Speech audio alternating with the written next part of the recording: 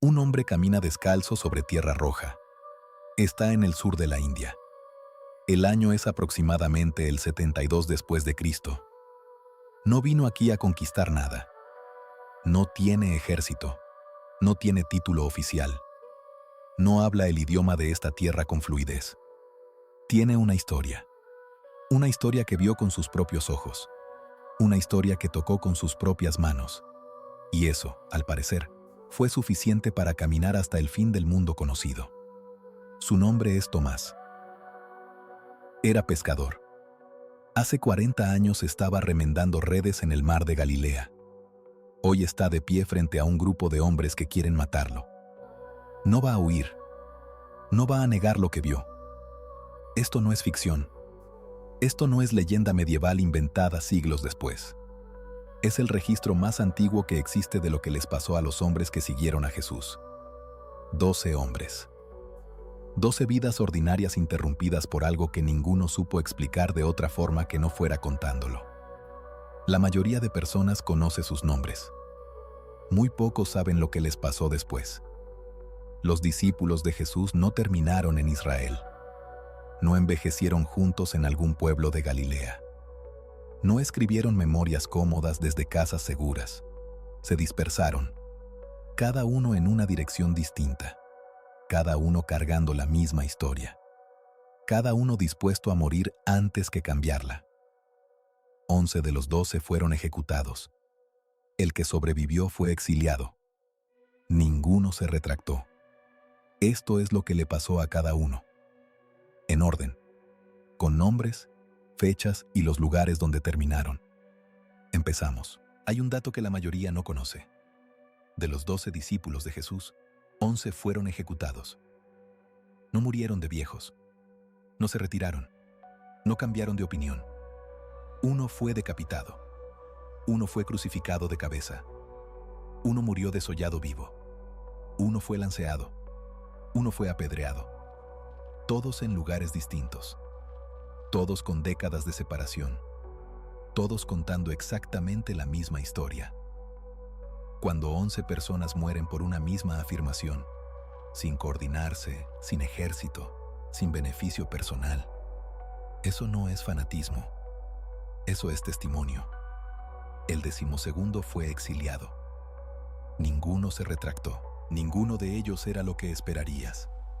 Cuando Jesús empezó a reunir su grupo, no fue al templo de Jerusalén. No buscó a los escribas. No reclutó fariseos ni sacerdotes. Fue al lago. Fue a la mesa de impuestos. Fue a donde estaba la gente que ningún rabino estaba buscando. Pedro, Andrés, Santiago y Juan eran pescadores. No pescadores simbólicos, pescadores reales. Levantarse antes del amanecer. Remendar redes bajo el sol. Negociar el precio del pescado en el mercado de Cafarnaún. Mateo era recaudador de impuestos. En el siglo I, eso no era solo un trabajo. Era una señal pública de traición. Los recaudadores trabajaban para Roma. Cobraban más de lo que debían y guardaban la diferencia. Su propia comunidad los consideraba colaboradores del invasor. Simón se llamaba el Celote. Esa palabra tenía un significado muy específico. Miembro de un movimiento político que creía que la violencia era la respuesta legítima a la ocupación romana. Hay una razón por la que Jesús los eligió a ellos, y no tiene nada que ver con lo que probablemente estás pensando. En la cultura judía del siglo I, los jóvenes con talento eran seleccionados por los rabinos a los 13 años. Si un rabino te elegía, lo dejabas todo y lo seguías. Si no eras seleccionado, volvías a tu oficio. Estos hombres no habían sido elegidos por nadie. Ningún rabino los había llamado. La institución religiosa de su tiempo los había descartado. Y entonces Jesús fue a donde estaban y les dijo las 2 palabras que ningún rabino les había dicho. Sígueme. Pedro tiene la historia más contradictoria de los 12. Es el primero en decir que Jesús es el Mesías. Y es el primero en negarlo. 3 veces, en una misma noche. Es el que camina sobre el agua y el que se hunde. es el que saca la espada para defender a Jesús y el que huye cuando lo arrestan. Para el momento en que Jesús muere, Pedro ha fallado de todas las formas posibles. Y sin embargo, después de la resurrección, el primer discípulo al que Jesús se aparece en privado es Pedro, no para reprocharle, para reinstalarlo. 3 veces le pregunta, ¿me amas? Una por cada negación. Esa escena, a orillas del mismo lago donde todo empezó, es una de las más cargadas del Nuevo Testamento. Más adelante vamos a ver cómo ese momento define todo lo que Pedro hace el resto de su vida. Después de Pentecostés, Pedro se convierte en la voz principal del movimiento. Sus discursos en el libro de Hechos son los registros más antiguos de cómo se explicaba la resurrección en público. Viaja, escribe, lidera. La tradición más antigua lo ubica finalmente en Roma. No como turista, como líder de la comunidad cristiana en el corazón del imperio. El emperador Nerón lanza una persecución en el año 64. Pedro es arrestado. Según el testimonio del siglo II, Pedro pide ser crucificado de cabeza, porque no se considera digno de morir como su maestro. Ese detalle, pedirlo él mismo, es el mismo hombre que 40 años antes no pudo admitir que lo conocía. El primero de los 12 en morir fue Santiago. No en Roma, no en la India, en Jerusalén. A solo 12 años de la crucifixión, Santiago el mayor era hijo de Zebedeo, el mismo pescador que tenía empleados. Él y su hermano Juan eran conocidos como los hijos del trueno. Ese apodo no era metafórico. Eran temperamentales, ambiciosos, impulsivos. En un momento del relato evangélico, piden sentarse uno a la derecha y uno a la izquierda de Jesús cuando llegue al poder. Los demás discípulos se indignan. Jesús les dice que no saben lo que piden, y tenía razón. Hacia el año 44, el rey Herodes Agripa I arresta a Santiago y lo condena. El libro de Hechos lo registra en 2 versículos. Sin drama, sin largo discurso final. Ejecutado con la espada. Es el único apóstol cuya muerte documenta el Nuevo Testamento directamente. Andrés, su compañero de barca, tomó un camino diferente. El hermano de Pedro predicó en regiones que los otros evitaron. Escitia, al norte del Mar Negro. Acaya, en Grecia. La tradición del siglo II lo ubica muriendo en Patras, Grecia, crucificado en una cruz en forma de X. Según el relato, estuvo vivo 2 días y siguió predicando desde la cruz. Más adelante veremos a los discípulos que llegaron más lejos, pero ya desde aquí el patrón es claro. Nunca retrocedieron, nunca negociaron, nunca cambiaron su versión. Pausa un segundo. Piensa en una persona, solo una, que necesite escuchar exactamente lo que acabas de oír. Mándaselo ahora. Seguimos. Juan era el más joven de los 12. Probablemente tenía entre 17 y 20 años cuando siguió a Jesús. Y fue el único que murió de vejez. En el relato de la crucifixión, es el único discípulo que aparece al pie de la cruz. Los demás habían huido. Juan se quedó. Desde la cruz, Jesús le confía a su madre. Mujer, ahí tienes a tu hijo. Ahí tienes a tu madre. Ese momento define a Juan para el resto de su vida. Después de Pentecostés trabaja junto a Pedro en Jerusalén. Después de las persecuciones, termina en Éfeso, la ciudad costera más importante del Imperio Romano. Se convierte en el líder de las comunidades cristianas de Asia Menor. El emperador Domiciano lo manda a arrestar. Lo llevan a Roma. Según la tradición del siglo II, intentaron ejecutarlo sumergiéndolo en aceite hirviendo. No murió. Lo desterraron a la isla de Patmos. Ahí escribió el libro del Apocalipsis. Después regresó a Éfeso y murió allí, de vejez, alrededor del año 100, 70 años después de la crucifixión. Felipe era de Betsaida, la misma ciudad de Pedro y Andrés. Su nombre era griego, inusual entre los galileos judíos. Eso sugiere una familia con conexiones fuera de Israel. Predicó en Frigia, en lo que hoy es el centro de Turquía. La tradición lo ubica muriendo en Hierápolis, alrededor del año 80. Crucificado. 2 hombres del mismo lago. Uno llega a los 100 años en una ciudad cosmopolita. El otro termina en una cruz en Asia Menor, el mismo punto de partida. Destinos completamente distintos. Bartolomé llegó a Armenia. Lo que le pasó allí es el relato más brutal de todos los 12, y empezó con una sola pregunta. En el Evangelio de Juan aparece como Natanael. Es el que le dijo a Felipe: ¿puede salir algo bueno de Nazaret? Jesús, al verlo acercarse, dijo: ahí viene un verdadero israelita, en quien no hay engaño. Natanael preguntó: ¿de dónde me conoces? Jesús respondió: te vi antes de que Felipe te llamara. Eso bastó. Natanael dijo: eres el Hijo de Dios. Es una de las conversiones más rápidas de los evangelios, y partió de la misma duda que muchos tenemos. Después de la resurrección, Bartolomé predicó en la India. Algunas tradiciones lo ubican en el noroeste del subcontinente, y luego en Armenia. Ahí fue capturado por el rey Astiages. La tradición del siglo II es explícita. Fue desollado vivo, luego crucificado o decapitado, según la fuente. Es la muerte más brutal documentada de los 12. Mateo, en cambio, terminó al otro lado del mundo, en Etiopía. Antes de seguir a Jesús era recaudador de impuestos en Cafarnaún. Después de Pentecostés predicó primero en Judea, luego más allá de las fronteras del imperio. Escribió el Evangelio que lleva su nombre. Es el más citado de los 4. El único escrito originalmente en arameo, según las fuentes del siglo II. Murió en Etiopía. Las tradiciones varían entre muerte natural y martirio, pero lo que no varía es el destino. A miles de kilómetros de donde empezó. Hay un discípulo del que el Nuevo Testamento dice casi nada. Una sola pregunta. Esa es toda su participación en los evangelios. En Juan 14:22, Tadeo le pregunta a Jesús: Señor, ¿por qué vas a revelarte a nosotros y no al mundo?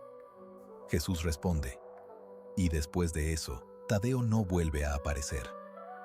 Pero viajó hasta Persia. Predicó en Mesopotamia. Murió ejecutado a miles de kilómetros de Galilea. Toda una vida de consecuencias por una historia que en el texto solo le dan una línea. Si alguien puede dedicar su vida hasta la muerte por algo en lo que cree, aún sin ser el protagonista del relato, eso dice más de la historia que cualquier argumento. Tomás es famoso por dudar, pero la declaración más directa de la divinidad de Jesús en todo el Nuevo Testamento vino precisamente de él. Juan 20:28. Cuando Jesús se apareció a los discípulos y Tomás vio las marcas, dijo: Señor mío y Dios mío, no creo que eres el Hijo de Dios, no eres el Mesías, sino directamente, Dios mío.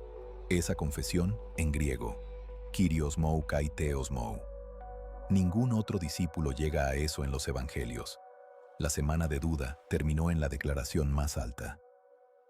Después de Pentecostés, Tomás tomó la dirección que ningún otro eligió. Fue al este. Cruzó Persia. Atravesó lo que hoy es Irán y Pakistán. Y llegó a la India. Las comunidades que fundó en Kerala, el estado costero del suroeste de la India, existen hasta hoy. Se llaman Cristianos de Santo Tomás. Son la comunidad cristiana más antigua de Asia. 2000 años de continuidad ininterrumpida. Eso no es leyenda medieval. Es historia documentada con fuentes del siglo II en adelante.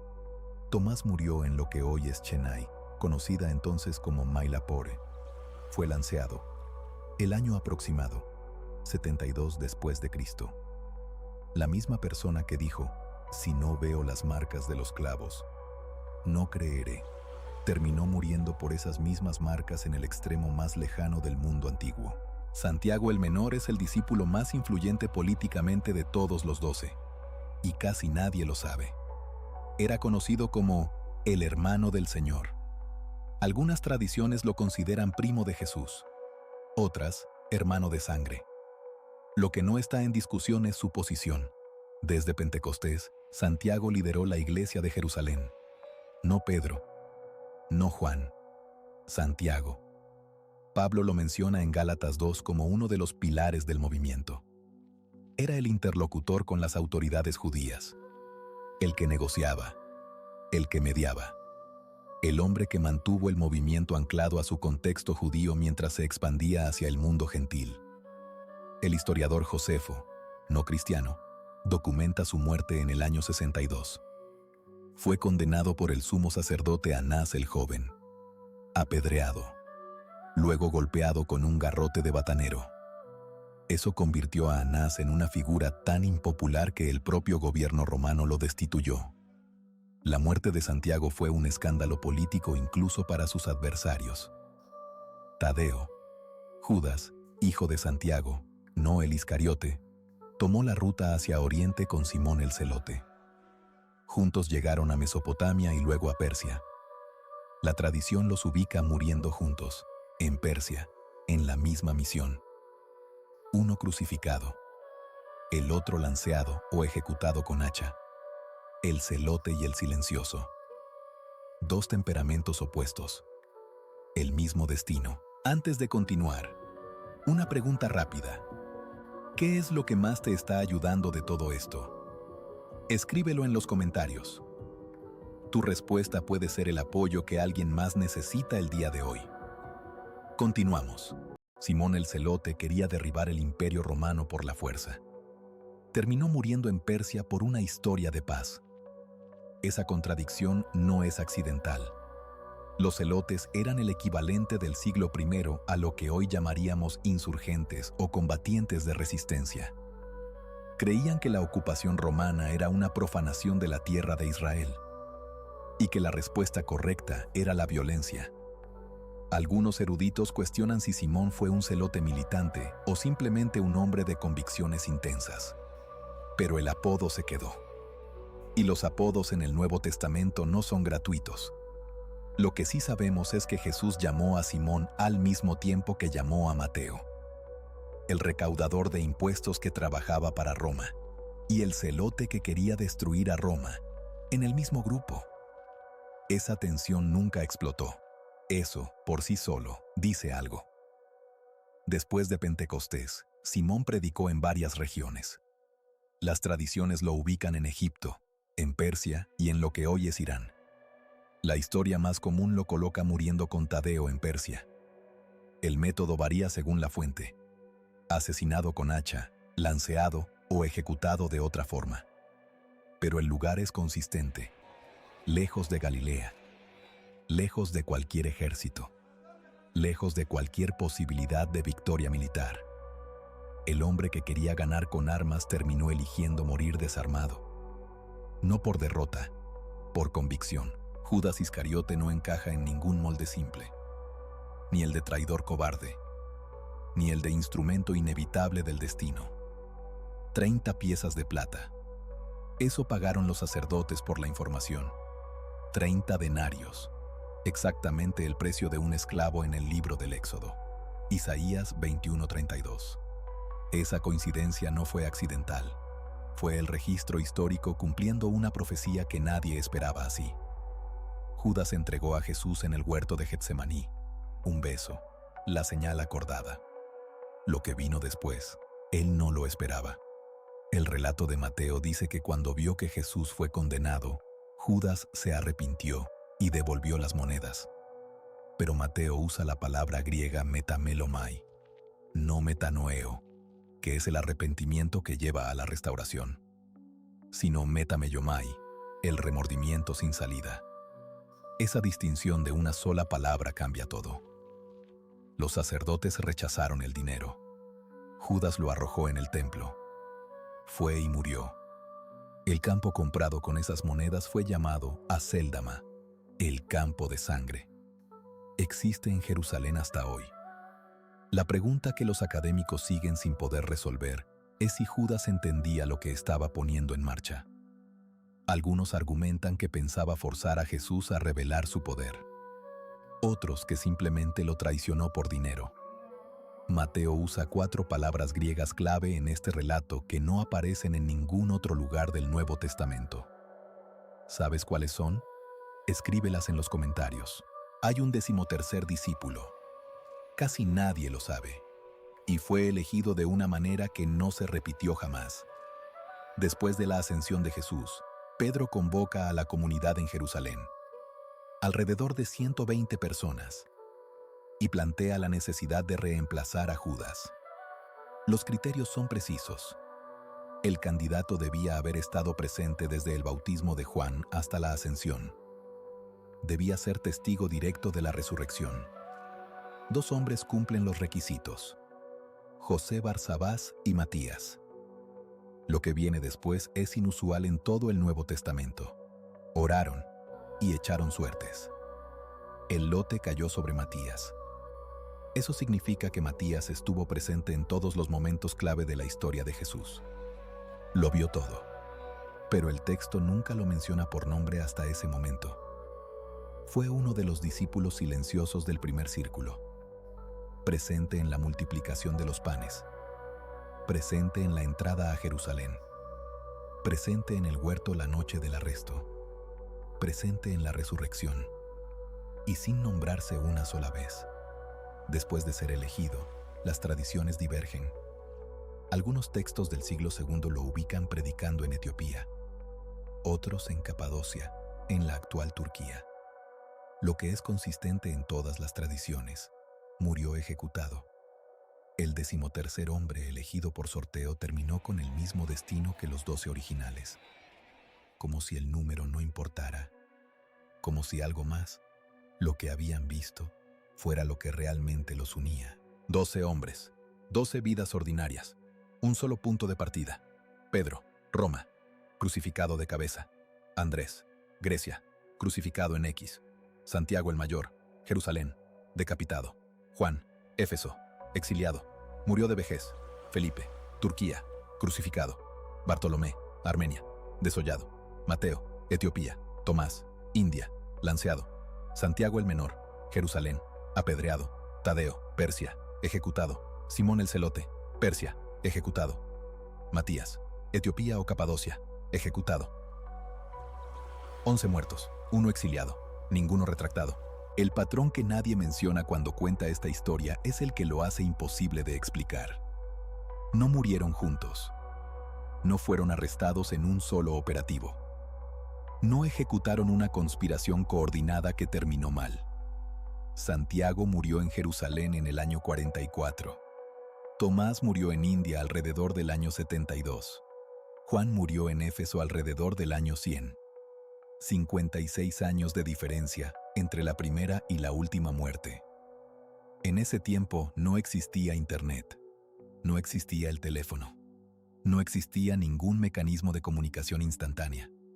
Y sin embargo, cada uno, en su país, en su idioma, ante su propia audiencia, contó exactamente la misma historia, la misma resurrección, las mismas apariciones, las mismas palabras finales. Hay una cosa más que nadie coordinó. Ninguno de ellos escribió un manifiesto colectivo. No hay un documento fundacional firmado por los 12. Cada uno contó su versión individualmente, en cartas separadas, en conversaciones separadas, en países separados. Y todas las versiones convergieron en lo mismo. Eso no es lo que pasa cuando la gente inventa historias. Cuando la gente inventa, los detalles divergen. Cuando la gente recuerda algo real, los detalles convergen. El dato final que cambia todo.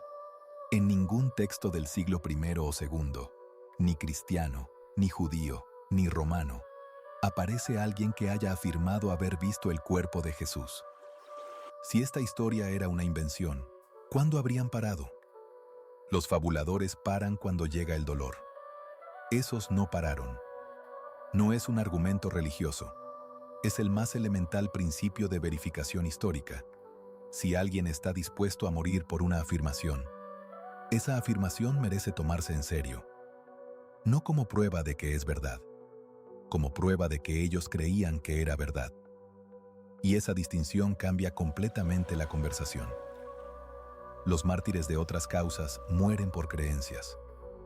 Estos murieron por algo que afirmaban haber visto, haber tocado, haber escuchado durante 40 días después de la crucifixión. Una cosa es morir por lo que crees. Otra muy distinta es morir por lo que dices haber visto con tus propios ojos. Volvemos al sur de la India. El hombre que camina descalzo sobre tierra roja no murió defendiendo una doctrina. Murió contando lo que vio. Esa diferencia importa. Una doctrina puede elaborarse, refinarse, adaptarse. Un testimonio solo puede ser verdadero o falso.